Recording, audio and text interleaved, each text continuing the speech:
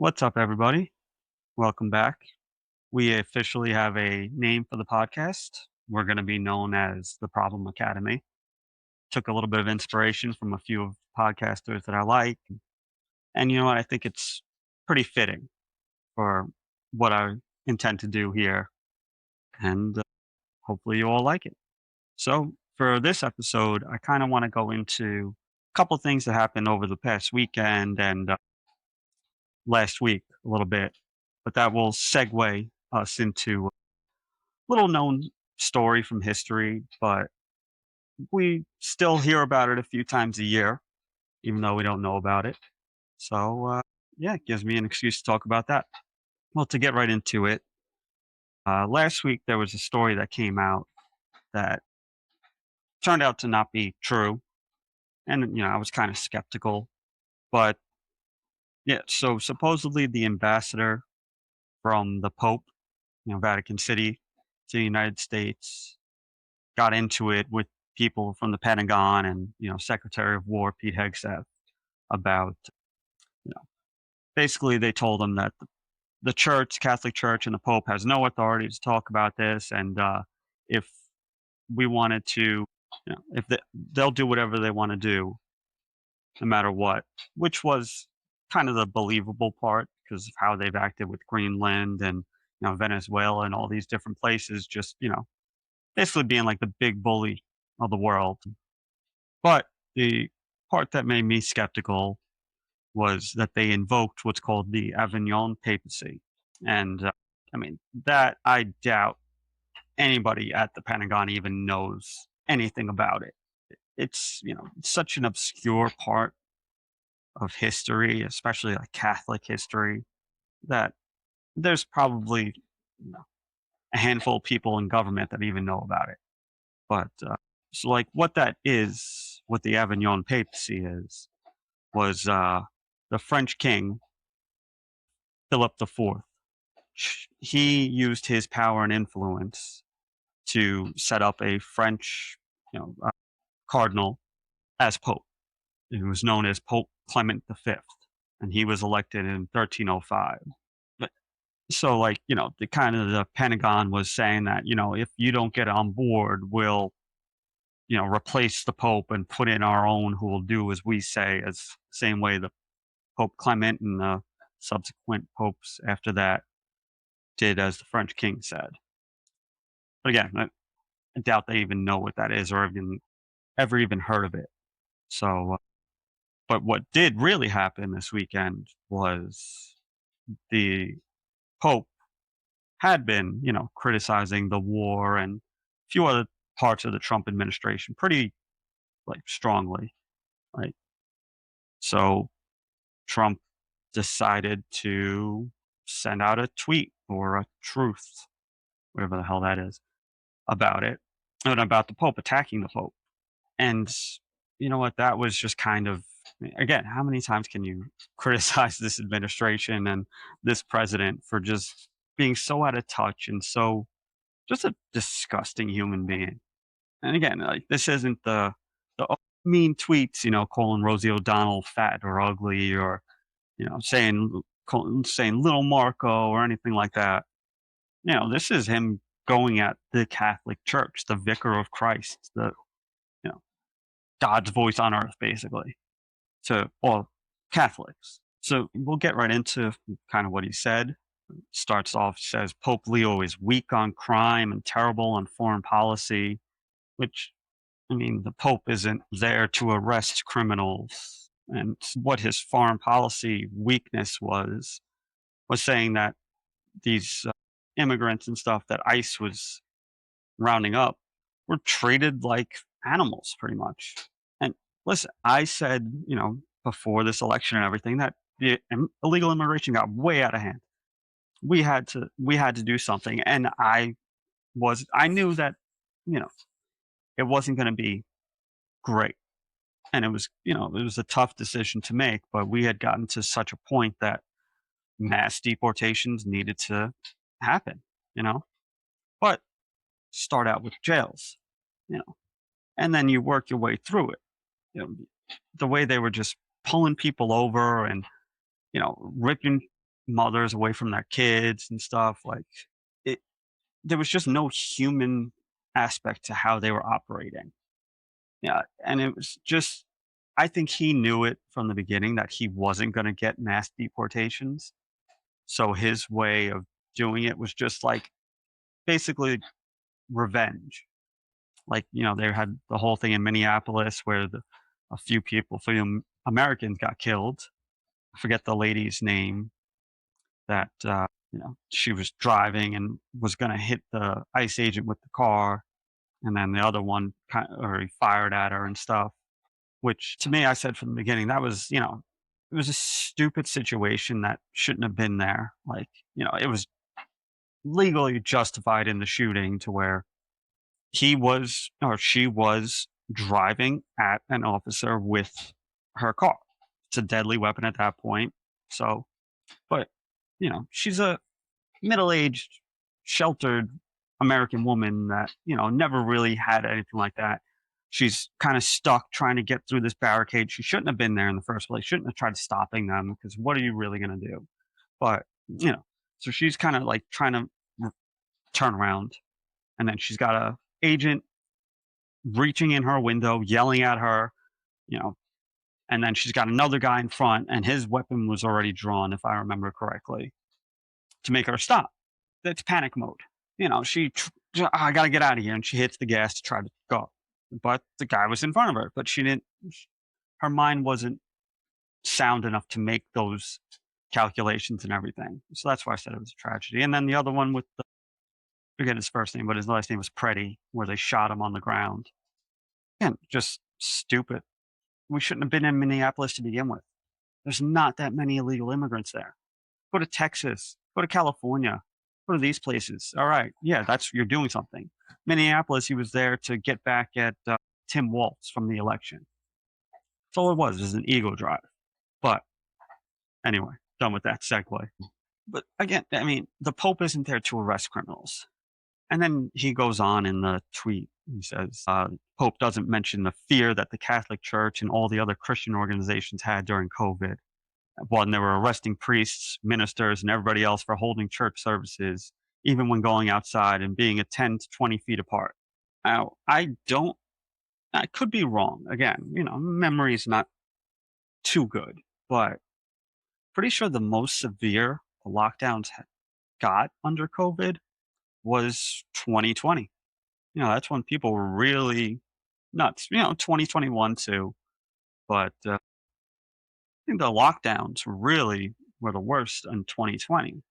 And I don't think Biden had even won the election until the end of 2020.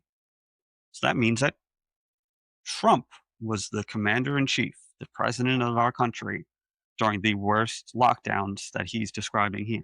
What is he really talking about? I think he's just going senile. You look at his attacks on Tucker and Megyn Kelly, Candace, Alex Jones, all of them, and it's just kind of raving madman that's losing his grip on reality. This is just another example. He was in charge. He was putting Fauci up on TV every day to talk about it when Fauci was just making stuff up along the way as he went, and he was the one, partly responsible for the creation of it. So, if you want to talk about COVID, that's Trump's probably the worst part about him is what he did during COVID. Again, just attacking the Pope because he's criticizing your wars and your military actions in Venezuela. You're bombing fishermen. You're calling narco terrorists. We started out the war by bombing a girls' elementary school in Iran. 168 little girls. We hit with a Tomahawk missile. Not once. Once emergency services got there to try to, help victims and pull anybody out of the rubble, we hit them with a double tap. So that's how our war in Iran started. So, but again, he's criticizing the Pope because the Pope is critical of the war and he's critical of the invasion of Lebanon and all that by Israel. And, I just want to personally talk a little bit, but in the past year, maybe a little less, I've had a few almost spiritual awakenings, I would say. Probably has to do with somewhat with losing, somebody close to me, very close to me and stuff. I lost my aunt in August of last year. And, that was, part of my coping was, looking to the spiritual realm of it. And then, I did find comfort there. And then not not too long thereafter was a thing that we all know is when Charlie Kirk was assassinated. It was devastating, and I'm probably going to do an episode on it just to kind of flesh out all of my thoughts because I never really put it into words. But yeah, I wasn't a huge Charlie Kirk fan. I, I liked him somewhat, but politically wise, me and him had a lot of differing views. But I felt something. I don't know how to describe it afterwards. It was almost like, like an internal like awakening to a call to be a better, you know, stronger, more moral person and stuff. Like, and I've always tried to be. I think everybody, whoever knows me, would say that I've always been a good person, but I always approached it from my logic, justice, moral type of thing. Like that's where I would base my, how I would operate on day to day basis is, that's kind of how I am. I'm just an extremely logical person, But there was almost like an awakening inside, like a call to like, there's more to that than just, everybody deserves justice and everybody should be treated fairly, this and that. Like it was some spiritual, and it was a call from, I guess, the spiritual side of things that I felt during that time. So I tried to operate like that day to day. And then most recently was right before this started, the podcast. I was watching Tucker Carlson's podcast or episode about after Trump's tweet on Easter about, annihilating a whole civilization that we went over and stuff. And I was actually out walking my dog when I was listening to it. And again, I felt like a call, like it was internal, but it wasn't from me. That's the best way to describe it. Like it was coming from the inside, but it wasn't from me. That I had to do more than just what I was doing. I would try to, in my day to day life, if people would bring it up, I would try to explain, truths and, trying to, what I'm trying to do here, you know, and, it was like, this isn't enough. You could get people, corner them in a room and, rant and rave at them like I've done to, plenty of people in my time and, to explain it. But, basically it was a call to broaden my reach, broaden my message, clean it up, and really try to do my best to influence the world in a better way. And this is the best way I know how. So, in that light, seeing the man who I, for the first time, voted for this past election and have pretty much regretted since his first couple of weeks in office, and now attacking the head of my Catholic church. It just really bothered me a lot. But, you know, what are you gonna say? It's Trump is gonna Trump, and we only got a couple more years left, and just gotta, deal with it until then. But anyway, we're gonna segue now to the story that I wanted to tell. It doesn't take place during the Avignon papacy for the most part, but the climax and the part that I said that we all still know about today happened under that and because of it.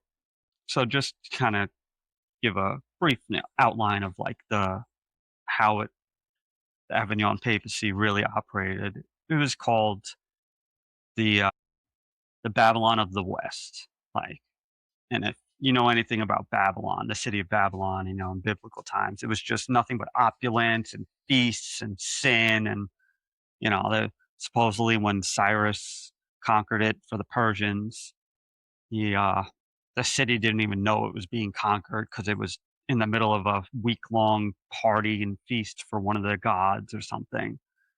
So that's kind of like how that the court of that papacy was described. They actually they got the name because the French king Philip IV had picked the Pope Clement V as to lead the church from then, moved the residence from Vatican City in Rome to Avignon, France, so that he basically keep an eye on them a lot more closely. And any proclamations or anything like that, you know, basically came from the French king and not the church. They had 7 popes during that time that were all under, the French king and French rule. And it just, they lost independence. They lost any spiritual authority at the time because they were getting their authority from men, not from God. But so the story I really want to talk about is about the Knights Templar. It was an order of knights that was founded right after the First Crusade had conquered Jerusalem and, claimed authority over the Holy Land. It was founded in 1119, which is about 20 years after the First Crusade started. Uh, and they were founded by 9 French knights. They were led by a man named Hughes de Payens. Payens, I don't know how to say French names. But they started out as just a way to protect pilgrims as they traveled to the Holy Land. Like, as soon as Christendom had taken control of Jerusalem, people couldn't wait to go there and go see all these sites that they heard about their whole lives in church. In mass, you'd hear about the crucifixion, you'd hear about this, that. So that just a mass, you know, swarm of pilgrims that were going to the Holy Land. But the road there from Europe was treacherous. I mean, you had bandits, you had all these hostile kingdoms along the way, all these people trying to extort them for safe passage and stuff. And so that's what these knights would do was just escort them. They'd get a large group of pilgrims together and then say, all right, let's go. And they'd escort them there and protect them on their way. Um, the church gave them like a certified like seal of approval in 1129. Actually, they endorsed the order as like an official part of the Catholic Church. They wound up getting a headquarters on the Temple Mount, actually, in Jerusalem. They were so revered for what they were doing. And a man who was sanctified, Saint Bernard, actually wrote or helped write the rule book and like their code of conduct, basically. Like they got like a warrior monk thing. That's kind of like how they operated. And they early on they wound up getting more and more members, and they people were started donating to them because they appreciated everything that they did. They were really a order of good. And actually Pope Innocent, go to bed. Pope Innocent II put out a papal bull that you know made them free of any taxes and basically put them right under the Pope. They only answered to the Pope, no kings, no any nation or anything. They were outside of any state. They answered directly to the Pope. At their peak, they had about 15 to 20,000 members, and not all of them were knights. We think about medieval times where there's all these knights and shining armor on the battlefield. You had to actually be wealthy already to be a knight, to afford the armor and all this. Even chainmail, which is like the shirts made of like little rings and stuff. A full chainmail shirt was like something like a peasant's lifetime wages, maybe more at the time. So to afford that, you had to already have come from money, which many didn't. But there's they had about 15 to 20,000 members. A lot of administrators and things like that. And over time, the people were donating land and all these things, castles and manors or whatever. They had about roughly like 11,000 different properties throughout the Holy Land in Europe. And that's, kind of how they funded the order and everything. And the order wound up becoming so wealthy that they started almost like a modern banking system for pilgrims to travel to the Holy Land. Like, so what they would do is they had all these headquarters throughout these cities and places throughout Europe and stuff that you would go there, you would deposit all of your money, whatever you had. They would write, I'm not sure how they coded it or whatever, just so that there was no fraud or counterfeits, but sure they had a system. But that so then you would just carry that letter with you on your trip to Jerusalem. And once you got there, you'd go to the headquarters there on the Temple Mount, and they'd give you, whatever the money is that you deposited.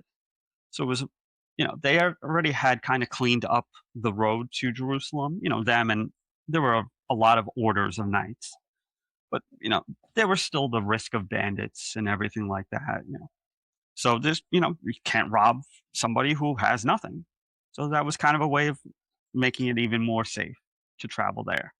And they operated like that for, about roughly 100 years. About is when, they were really big.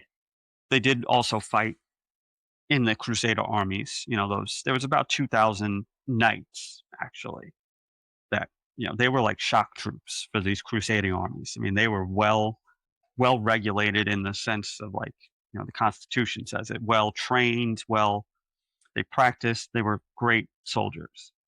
So they used them as, they were shock troops are there to you send them in and they break lines, they, send people off fleeing and everything. But the Muslims, as we all know, the Muslim armies and the Arabs wound up reconquering all of the Holy Land, all the Middle East, everything. Uh, the Templar Knights did fight in the final battles of Hattin, and then finally the loss of Acre, which is the town was called.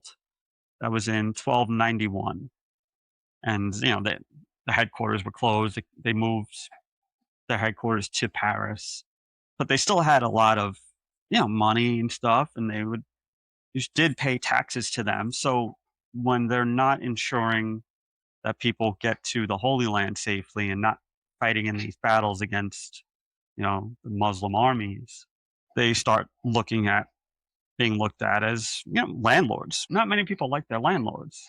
You got to pay them taxes. You got to do this. So the sentiment sort of changed on against them.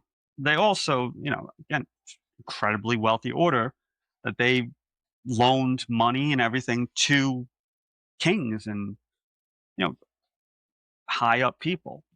And one of the people that owed them a lot of money was King Philip IV of France. The one that we spoke about just before. He owed them about 500,000 livres, which is the French currency at the time. So he had just implemented or placed the Pope on the papacy, which we just spoke about, and he arrested.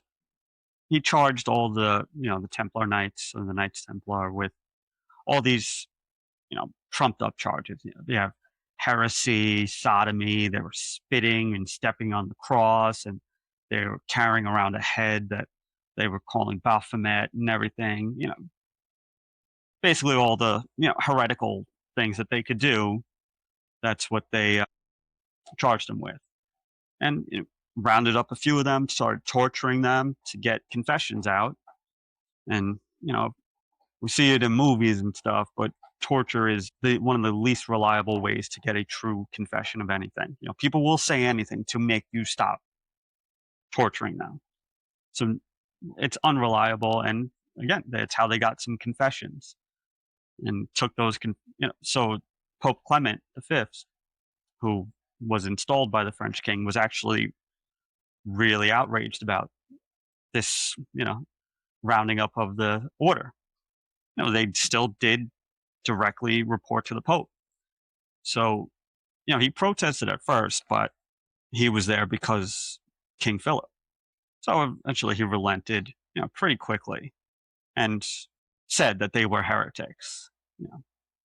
And there was at the Council of Vienne in 1312 that he completely dissolved the order and took all their assets and stuff and gave it to another order of knights. called the Knights Hospitalers, which is just another organization that listened to him, but they weren't as influential. I mean, the Knights Templar were like looked at as like celebrities. So after that, they more torture, more confessions and stuff. And then in 1314, they put the Grand Master of the order, name was Jacques de Molay, and a few other of the leaders, brought him to Notre Dame for their trial and convicted him. And he has a quote that day, Molay does, and says, quote, "It is just that, in so terrible a day, I should discover the iniquity of falsehood. The order is innocent. Its purity and saintliness are beyond question." End quote. So, to his final day, he maintained that the order was saintly and what these were all fake charges, basically. But him and the other leaders were brought to an island in Seine, France, where they were eventually burned at the stake. That's when you're tied to wooden posts and you're put on a platform, basically, and they have all this wood and stuff underneath you, and they light it up, and you just burn to death. Supposedly, while the flames were engulfing him, he let out a curse on the French king and the Pope. And so while the flames were burning him and surrounding him, he said, quote, "Let evil swiftly befall those who have wrongly condemned us. God will avenge us." End quote. And that's whether you believe it or not, both the king and the Pope were dead within the year. And that's pretty much it. I mean, they went from basically protectors of a few bands of pilgrims to a banking superpower with 11,000 or so properties all throughout the Middle East and in Europe. And they were brought down by a corrupt papacy and a corrupt king that just owed them too much money.